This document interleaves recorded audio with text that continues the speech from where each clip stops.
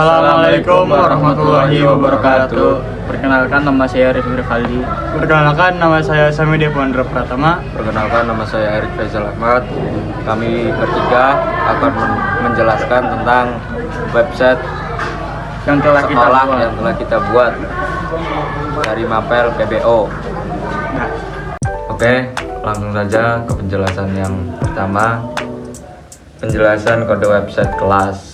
Nah, satu yaitu struktur awal HTML yang berisi doctype HTML, terus HTML lang sama dengan ID. Yaitu penjelasannya, doctype HTML memberitahu browser bahwa ini adalah HTML5.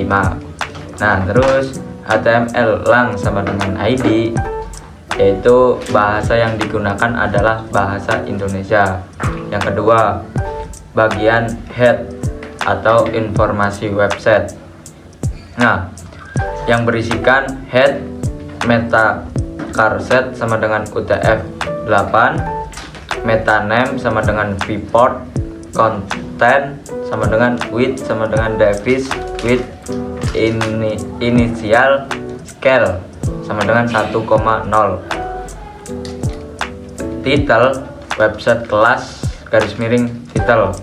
Penjelasannya, meta charset sama dengan UTF-8 supaya teks bisa menampilkan huruf dengan benar. Nah, viewport agar website responsif di HP. Terus title, judul tab browser. Yang ketiga, CSS. CSS dibagi menjadi beberapa bagian, yaitu contoh CSS. Body margin titik 28 titik koma, font family Sego UI, sans serif, background titik 2 bintang F5 F7 FA titik koma. Penjelasannya, margin titik 20 menghilangkan jarak default. Font family jenis tulisan, background warna latar. Nah, terus contoh yang kedua, header bagian atas. Header yang berisikan header, background titik 2 linear granite, color white, text aligned, center, padding 30 px 20 px titik koma. Penjelasan, linear gradient warna gradasi, text aligned titik 2 center, teks di tengah, padding yaitu jarak dalam. Nah, yang keempat yaitu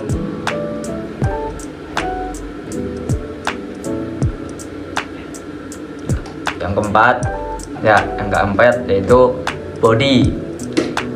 Body adalah elemen utama dari sebuah website yang berisi konten atau informasi yang ingin disampaikan kepada pengunjung. Nah, mungkin bisa dilanjut sama teman saya. Cukup. Tinggal bagian saya. Di sini saya akan menjelaskan tentang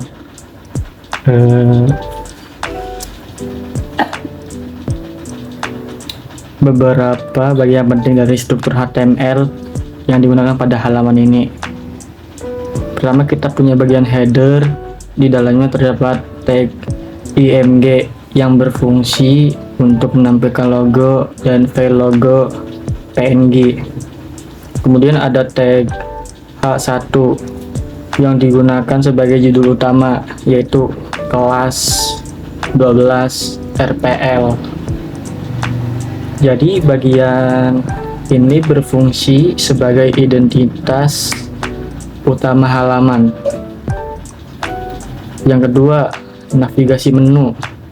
Selanjutnya adalah bagian navigasi yang menggunakan tag nav.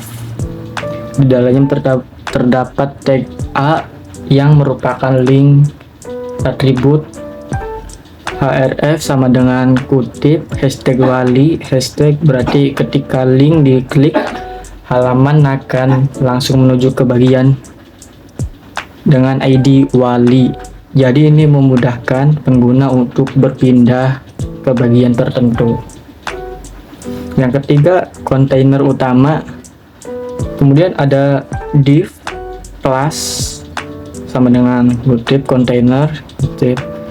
Bagian ini berfungsi sebagai pembungkus semua isi halaman supaya tampil lebih rapi dan biasanya diposisikan di tengah menggunakan CSS.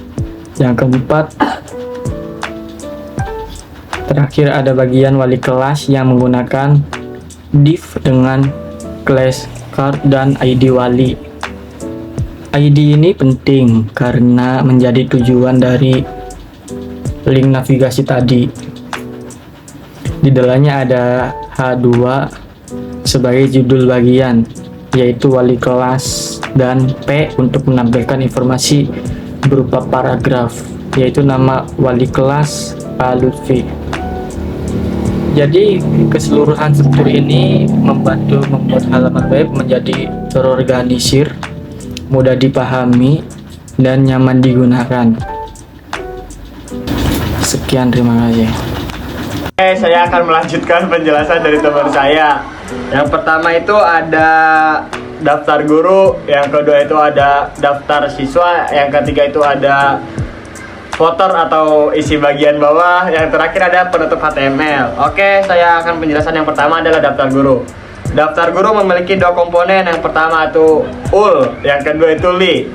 Ul itu berperan untuk daftar nama, yang li itu berperan untuk item daftar.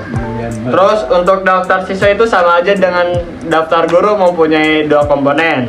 Lanjut saja ke nomor 11 atau bagian footer. Footer itu bagian bawah ya.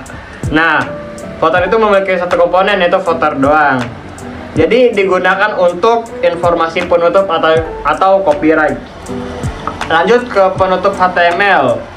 Penutup HTML itu mempunyai dua komponen, yaitu body dan HTML. Itu gunanya untuk menutup seluruh isi website. Jadi dari semua penjelasan di atas sampai saya jelasin sekarang itu kesimpulan singkatnya, yang pertama itu HTML itu struktur atau isi website, yang kedua itu CSS tampilan atau desain. Terus semua bagian bekerja sama untuk menjadi satu website. Oke, cukup sekian dari saya. Udah cukup sekian dari kami, kurang lebihnya mohon maaf. Wassalamualaikum warahmatullahi wabarakatuh.